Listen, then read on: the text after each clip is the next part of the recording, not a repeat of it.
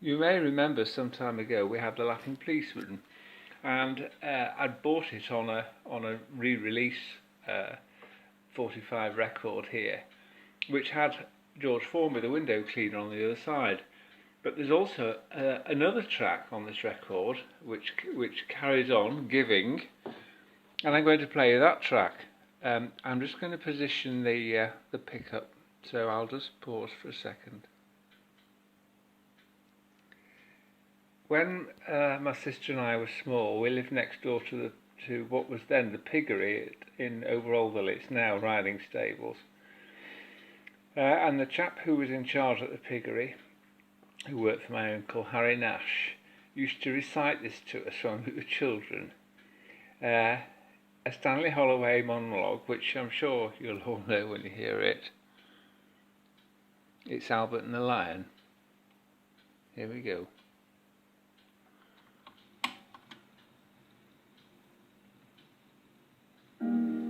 There's a famous seaside place called Blackpool that's noted for fresh air and fun. And Mr. and Mrs. Ramsbottom went there with young Albert, their son. A grand little lad was young Albert, all dressed in his best, quite a swell, with a stick with an horse's head handle, the finest that Woolworths could sell. They didn't think much to the ocean, the waves they was fiddling and small, there was no wrecks and nobody drowned, in fact nothing to laugh at all. So seeking for further amusement, they paid and went into the zoo, where they'd lions and tigers and camels, and old ale and sandwiches too. There were one great big lion called Wallace. His nose was all covered with scars. He lay in a somnolent posture, with the side of his face on the bars. Now Albert had heard about lions, how they was ferocious and wild. To see Wallace lying so peaceful, well, it didn't seem right to the child. So straightway the brave little fella, not showing a morsel of fear, took his stick with his horse's head handle and shoved it in Wallace's ear. You could see that the lion didn't like it, for giving a kind of a roll, he pulled Albert inside the cage with him and swallowed the little lad whole. Then Pa, who had seen the occurrence and didn't know what to do next, said, "Mother, yon lion's it, Albert." And Mother said, I am vexed." Then Mr. and Mrs. Ramsbottom, quite rightly, when all's said and done, complained to the animal keeper that the lion had eaten their son. The keeper was quite nice about it. He said, "What a nasty mishap. Are you sure that it's your boy he's eaten?" Pa said, "Am I sure? There's his cap." The manager had to be sent for. He came and he said, "What's to do?" Pa said, "Yon lion's et Albert, and him in his Sunday clothes too." Then Mother said, "Right's right, young fella. I think it's a shame and a sin for a lion to go and eat Albert, and after we'd paid to come in." The manager wanted no trouble. He took out his purse right away, saying how much to settle the matter. Pa says, "What do you usually pay?" But Mother had turned a bit awkward when she thought where our Albert had gone. She said, "No, someone's got to be summoned." So that was decided upon. Then off they went to the police station in front of the magistrate chap. They told him what happened to Albert and proved it by showing his cap. The magistrate gave his opinion that no one was really to blame, and he said that he hoped the Ramsbottoms would have further sons to their name. At that Mother got proper blazing. "And thank you, sir, kindly," said she. "What, waste all our lives raising children to feed ruddy lions? Not me." There we are, not really a cheery tune, is it? But it's cheery. Yeah, and it's brought back memories of Harry Nash. I remember he had a way of imitating a machine gun by rattling his false teeth. We'll have something else, because that's a bit short for one cheery tune, and we need something to leave you dancing. Just bear with me a second while I find something else to add on. I think we'll continue with the comedy entertainment theme with a couple of tracks from this EP, Michael Flanders and Donald Swann. Many famous comedy songs and reflective ones too, like The Slow Train, which is that lovely lament for the loss of all those rural railway lines and those quiet country stations that was a result of Beeching's axe to the railway system. Anyway, I'm going to play the first 2 tracks on this EP, which from their show At the Drop of a Hat.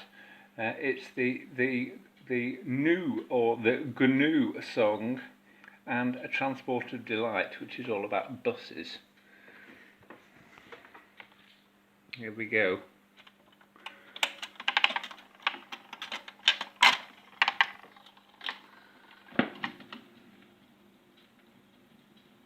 Little animal song.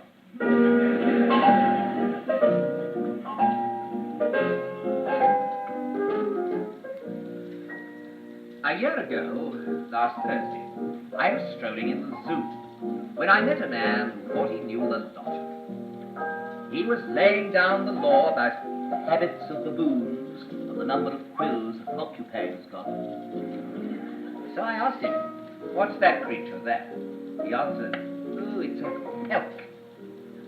I might have gone on thinking that was true, if the animal in question hadn't put that chap to shame and remarked, "I hate an elk.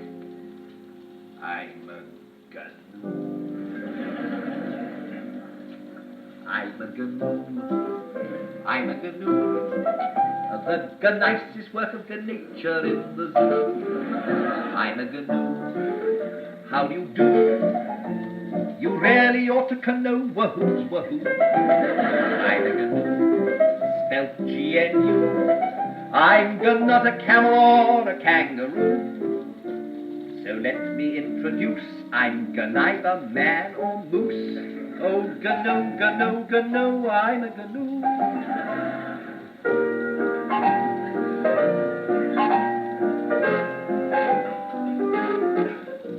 I had taken furnished lodgings down at Rustington-on-Sea, whence I travelled on to Ashland Island, it was actually.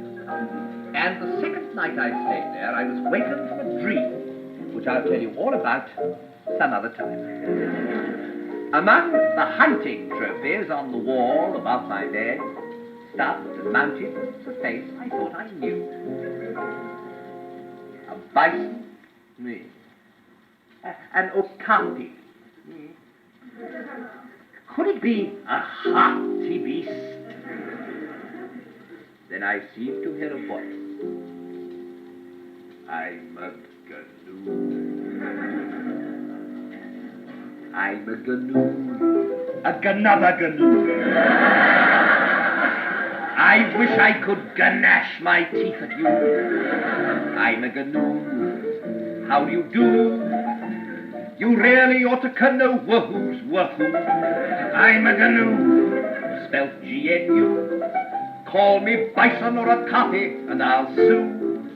Nor am I in the least like that dreadful hearty beast. Oh, GNU, GNU, GNU, I'm a GNU. GNU, GNU, GNU, I'm a GNU. GNU, GNU, GNU, I'm a GNU.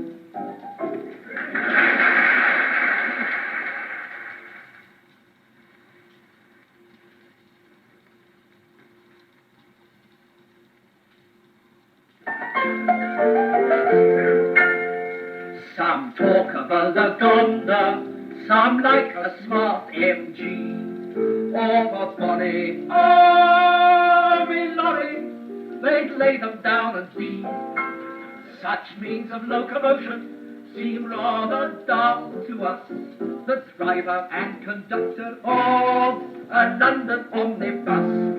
Hold very tightly, ting ting, hold very tightly, ting ting. When you are lost in London and don't know where you are, you'll hear my voice a-calling, pass further down the car, and very soon you'll find yourself inside the terminus, in a London Transport diesel engine, nice 7 horsepower omnibus. Along the Queensbridge Highway I drive my merry load at 20 miles miles per hour in the middle of the road. We like to drive in convoys, we're most gregarious. The big six-wheeler scarlet painted London transport diesel engine, 97 horsepower omnibus. Earth has not anything to show or fear. Mind the stairs, mind the stairs, mind the stairs. Earth has not anything to show or fear. Any more fear, any more fear. When cabbies try to pass me before they overtake, I sticks me flipping hand out as I jams on all me brakes. Them jackal taxi drivers can only swear and cuss behind that monarch on the road, observer of the highway code, that big six-wheeler, scarlet paint and the transport diesel engine, 97 horsepower omnibus. I stops when I'm requested, although it spoils the ride, so we can shout, get out of it, we're full right up inside. We don't ask much for wages, we only want fair share, so cut down all the stages and stick up all the fares. If tickets cost £1 a piece, why should you make a fuss? It's worth it just to ride inside that 20-foot long by 10-foot wide, behind that monarch on the road, observer of the highway code, that big six-wheeler scarlet painted London transport diesel engine, 97 horsepower omnibus. Open it, I please.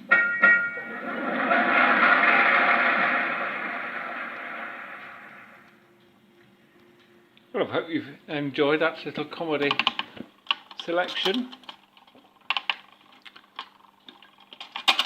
We'll get back to some rhythmic dance music tomorrow, I think. I'll have a look, see what we've got. That's all for now anyway. See you tomorrow. Bye for now.